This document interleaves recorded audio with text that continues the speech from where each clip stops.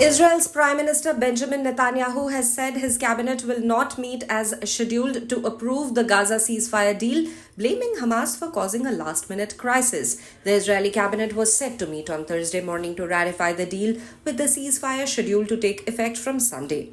A statement from Netanyahu read, Hamas reneges on parts of the agreement reached with mediators and Israel in an effort to extort last-minute concessions. The Israeli cabinet will not convene until the mediators notify Israel that Hamas has accepted all elements of the agreement.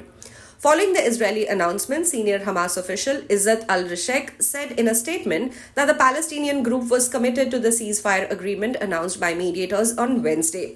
Israel intensified strikes on Gaza hours after a ceasefire and hostage release deal was announced. Residents and authorities in the Palestinian enclave said as mediators sought to quell fighting ahead of the truce's start on Sunday.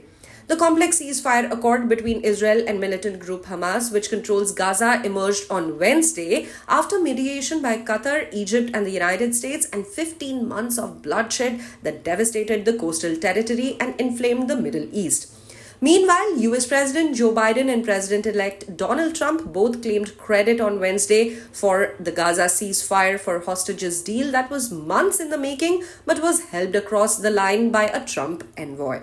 Meanwhile, US President Joe Biden and President-elect Donald Trump both claimed credit on Wednesday for the Gaza ceasefire for hostages deal that was months in the making but was helped across the line by a Trump envoy.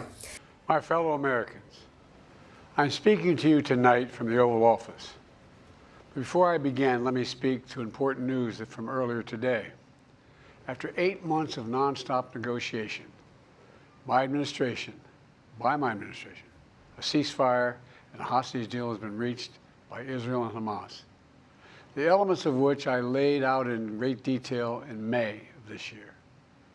This plan was developed and negotiated by my team and will be largely implemented by the incoming administration. That's why I told my team to keep the incoming administration fully informed, because that's how it should be, working together as Americans.